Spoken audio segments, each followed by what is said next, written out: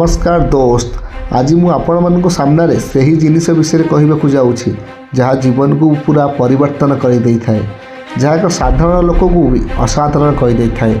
से होती self confidence बा आत्मविश्वास।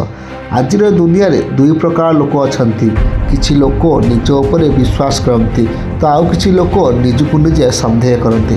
प्रथम लोक जे निज उपर विश्वास करती सी सब जितती। द्वितीय लोक मैंने आरंभ होगा पूर्व ही हारी जाती। सबुठारु बड़ शक्ति आपण भितर अच्छी, किंतु समस्या होउछि आपण निज शक्ति को निजे जानी पारु नाहंती। केबे भाबिछंती लोक स्वप्न देखते किंतु कहीं पूरा करि पारंती नहीं? टैलेंटर अभाव ना पैसार अभाव ना पाठ पढ़ा लेखार अभाव नुहे, सबुठारु बड़ अभाव होउति आत्मविश्वासर। लोक मन में सब डर थाए कि आरंभ करने पूर्व काले मु हारी जीवी। जे लोकों पाखे आत्मविश्वास अच्छी से शून्य आरंभ करी शिखर को पहुँची जाए। जे लोक पाखे सबकि अच्छी किंतु आत्मविश्वास नहीं, से जीवन में किसी भी करें नहीं। जदि आपण निजको विश्वास न करेंगे तेरे दुनिया केबे आपण को विश्वास करिवो नहीं। एक कहानी कहूँ शुणु। गोटे गाँव में छोट पिला थिला, ना थिला आरब, स्वप्न थिला आईएएस ऑफिसर हेबार।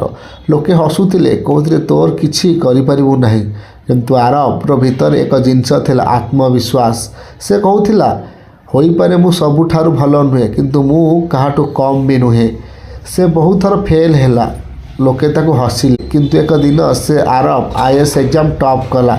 एवं जमीती लोके पूर्वे कहूथिले किछि करि परिबो नाही, सेही लोक माने कहिले आमको पूर्व जना यह बड़ किछि करिबो। लेसन हेउछि कि दुनियार कथा शुणी चलतु नहीं, जीवन आत्मविश्वास रे चलतु। आपण माने एपीजे अब्दुल कलाम का नाम शुणिथिबे, जो पिला छोट बेले खबर कागज बिकुला, इसरो रे मिसाइल मैन ता प्रेसिडेंट ऑफ इंडिया किपर हैला का मन भितर थिला सेल्फ कॉन्फिडेंस और हार्डवर्क। मिल्खा सिंह सबकिछि हराइथिले किंतु उठिथिले फ्लाइंग सिख नाम समस्त जानती।